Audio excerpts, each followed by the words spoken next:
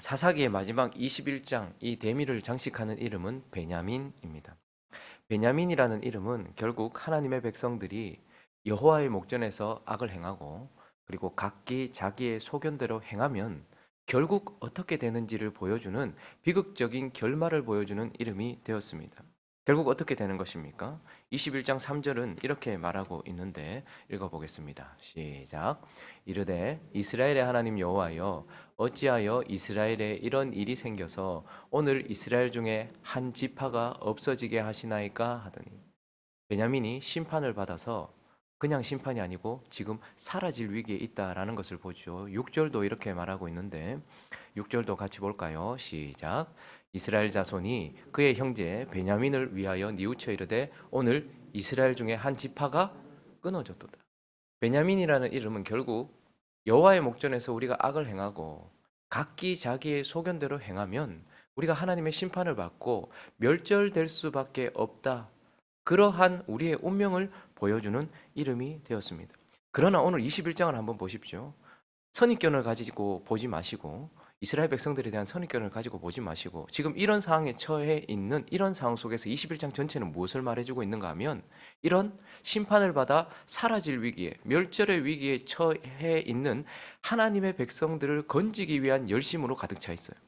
어떻게 하면 이렇게 심판받아 사라질 수밖에 없는 하나님의 백성들을 건져낼 수 있을지, 구해낼 수 있을지 그 구해내기 위한 열심이 기록되어 있다라는 것을 보게 됩니다. 그러므로 이 사사기를 마치면서 이 마지막 장을 통하여서 사라져버릴 수밖에 없는 이스라엘 백성들을 구원하기 위한 사람들의 열심과 그리고 그것을 마지막에 기록하시면서 결국 사사기 전체를 통하여서 사라져버릴 수밖에 없는, 없어져 버릴 수밖에 없는, 멸절될 수밖에 없는 하나님의 백성들을 구하기 위한 하나님의 열심, 이것을 마지막으로 살펴보려고 합니다. 그 첫 번째는요, 스스로 왕된 자들의 방법, 그들의 열심을 오늘 21장은, 마지막 장은 우리에게 보여주고 있습니다. 한번 16절을 한번 볼까요? 회중의 장로들이 이르되 베냐민의 여인이 다 멸절되었으니 이제 남은 자들에게 어떻게 하여야 아내를 얻게 할까 하고 17절도요.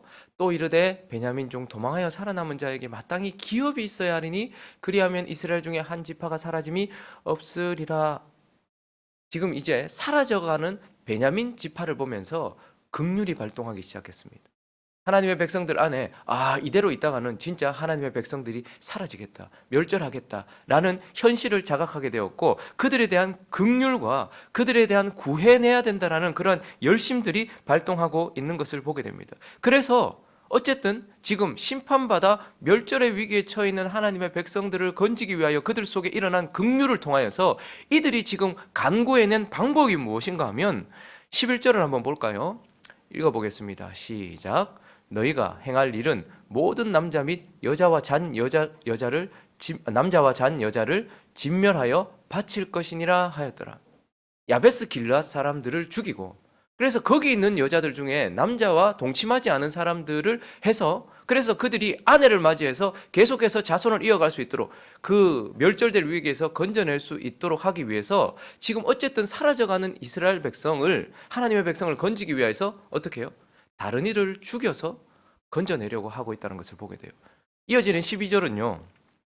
또 이렇게 말하고 있는데 그들이 야베스 길앗 주민 중에서 젊은 처녀 400명을 얻었으니 얻은 게 아니고 죽이고 빼앗았죠. 빼앗아서 그들과 아직 남자와 동침함이 한 일이 없어 남자를 알지 못하는 자들을 실로 진영으로 데려와서 베냐민 지파에게 줌으로써 그렇게 해서 살리려고 하고 있고 오늘 본문도 한번 볼까요? 오늘 본문 21절을 보시면 보다가 실로의 여자들이 춤을 추러 나온 여호와의 절기 때 아마 이때가 뭐 추수를 할 때가 아닐까 싶어요. 어쨌든 지금 하나님 앞에 감사하는 절기를 맞이하여서 하나님께 영광을 돌리고 있는 그때에 보고 있다가 너희는 포도원에서 나와서 실로의 딸들 중에서 각각 하나를 붙들어 가지고 자기 아내로 삼아서 베냐민 땅으로 데리고 가라라고 말해요. 자, 그러니까 이제 어쨌든 사라져가는 하나님의 백성들을 건지기 위한 구원하기 위한 긍휼에서부터 시작된 방법이 결국 다른 이를 죽이고 다른 이의 것을 빼앗아서 어떻게든지 하나님의 백성들을 건져보려고 하는 스스로 왕된 자들의 열심과 방법이 21장에 담담하게 그냥 그렇게 기록됨으로써 사사기는 마쳐집니다. 그러나 이제 하나님께서 정말 이 사사기를 이렇게 마무리하시면서 우리에게 말씀해 주고 싶은 것은 무엇일까요? 이렇게 사라져가는 이스라엘 백성들을 건지기 위한 스스로 왕된 자들의 열심과 방법을 통하여서 이제 우리에게는 그러면 하나님은 어떻게 하시냐? 그러면 왕 대신 예수 그리스도는 어떻게 하시나?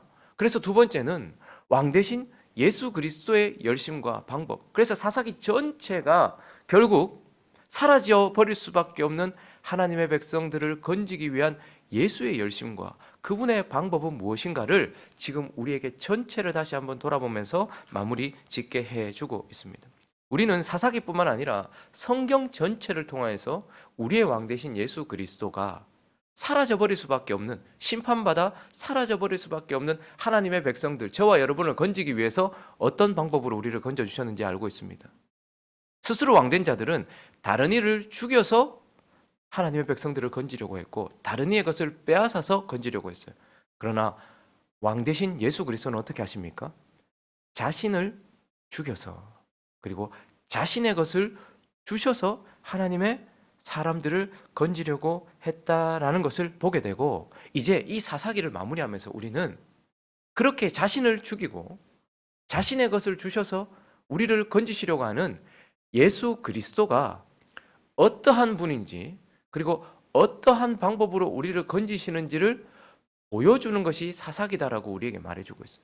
그래서 사사기 전체에 나오는 특별히 6명의 대사사를 통해서 하나님은 다시 한번 우리에게 심판받아 멸절할 수밖에 없는 하나님의 백성들을 건지기 위하여 자기 자신을 주실 예수 그리스도가 누구신지, 어떠한 분이신지, 그리고 그분이 어떻게 우리를 건지시기 위하여 죽으시는지를 보여준다라는 것이고, 그래서 우리가 앞에 살펴보았던 사사기에 나오는 6명의 사사들을 대사사라고 부르는데, 그들을 대사사라고 부르는 이유는 그들의 관련된 내용이 많았기 때문이었다라고 말씀을 드렸어요.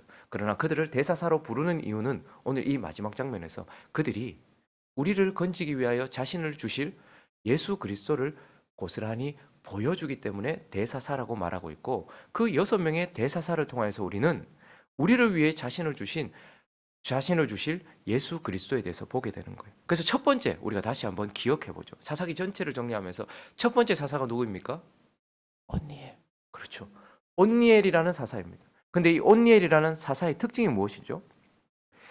한번 살펴볼까요? 3장 9절에 우리가 온니엘이라는 사사를 다시 한번 기억해 보십시오. 첫 번째 사사였어요. 그런데 이 사사에 대한 특징 읽어보겠습니다. 시작. 이스라엘 자손이 여호와께 부르짖음에 여호와께서 이스라엘 자손을 위하여 한 구원자를 세워 그들을 구원하게 하시니 그는 곧 갈렙의 아우 그나스의 아들 온니엘이라. 온니엘이라는 이름을 등장시킬 때에 온니엘은요, 그 앞에 그의 역사를 보면 갈렙을 고스란히 생각나게 해요. 그래서 그냥 온니엘이라고 하지 않고 갈렙과 연결시켜서 갈렙의 아우 그나스의 아들 온니엘이라는 거예요. 그러니까 갈렙을 담은 자가 온니엘이고 또 다른 갈렙이 온니엘이라는 것을 우리는 보았습니다. 그래서 이 온니엘이라는 사사를 등장시키심으로써 우리를 구원하기 위하여 자신을 죽이시며 자신의 모든 것을 주실 예수 그리스도는 이 온니엘처럼 하나님을 고스란히 담으신 분이고 또 다른 하나님이다라는 것을 우리에게 보여주시는 것이죠. 그래서 예수 그리스도는 요한복음 14장 9절에 이렇게 말씀하셨습니다. 읽어볼까요? 읽어주십시오. 시작. 예수께서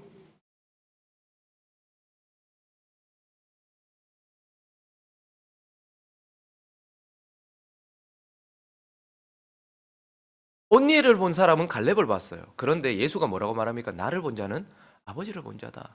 그러니 우리는 첫 번째 사사 온니엘을 통하여서 우리를 건지기 위하여 오실 예수 그리스도는 하나님 아버지를 담은, 그리고 하나님 아버지의 또 다른 하나님, 그 예수 그리스도다라는 것을 우리에게 보여주는 것이죠. 그리고 두 번째 사사가 누굽니까? 에훗입니다. 대사사 에훗. 그의 특징은 무엇입니까? 3장 15절. 예, 맞습니다. 우리 권사님 잘 기억하고 계시네요. 읽어보겠습니다. 시작. 이스라엘 자손이 여호와께 부르짖음에 여호와께서 그들을 위하여 한 구원자를 세우셨으니 그는 곧 베냐민 사람 게라의 아들 왼손잡이 에훗이라. 이스라엘 자손이 그를 통하여 모압 왕 에글론에게 공물을 바칠 때에. 자, 그래서 두 번째 대사사의 이름은 에웃인데 그의 특징은 베냐민 사람. 베냐민은 오른손의 아들이라는 뜻인데 그런데 그는 왼손잡이다 이렇게 말해요. 그 당시에 왼손잡이, 지금도 좀 그렇지만 왼손잡이들은 뭐 오른손에 장애가 있다라고 이렇게 되었고 조금, 그런데 어쨌든 이 에웃은 그 당시에 왼손을 사용했기 때문에 사람들에게 천시받았을 거예요. 그러나 무엇보다도 그는 세상 사람들과 정반대의 방식으로 살아가는 사람. 대부분은 다 오른손으로 살아가지만 그는 정반대의 삶을 살았던 그런 사사란 말입니다. 그것을 통하여서 하나님은 에웃을 두 번째 대사사로 등장시키시면서 우리를 위하여 자신을 주신 예수 그리스도를 어떤 분이라는 거예요? 세상과 전혀 다른 방식으로 살아가시는 분. 그래서 세상은 높아지기 위하여 살아가지만 예수는요, 낮아지기 위하여 이 땅에 오신 분이십니다. 우리는 계속해서 올라가려고 해요. 그래서 바벨 성을 쌓고 바벨 탑을 쌓고 계속해서 올라가려는 삶의 방식을 살고 있지만 예수는요, 우리를 건지기 위하여서 가장 높은 곳에서 가장 낮은 저 무덤에까지 내려가신 그러한 방식으로. 그리고 우리 모두는 살기 위해서 살아요. 근데 예수는요, 죽기 위해서 사셨습니다.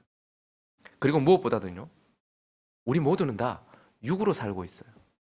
육체를 따라 살고 있었단 말입니다. 그러나 오직 그분은 영을 따라서 사셨던 분. 그러니 예수 그리스도는 에웃과 같이 우리와 정반대의 삶, 세상과 정반대의 삶을 살아가실 분이다. 그러한 분이시다라는 것을 이 두 번째 대사사 에웃을 통해서 보여주셨습니다. 그리고요, 세 번째 사사는요, 여잔데, 보라 누나, 드보라 누나요. 이 드보라라는 사사의 특징은 무엇입니까? 4장 4절 5절 한번 볼까요?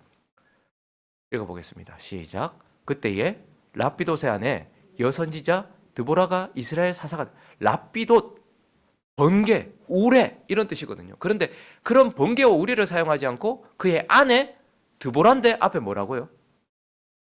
선지자래요. 그러니 드보라는 어떤 사사입니까?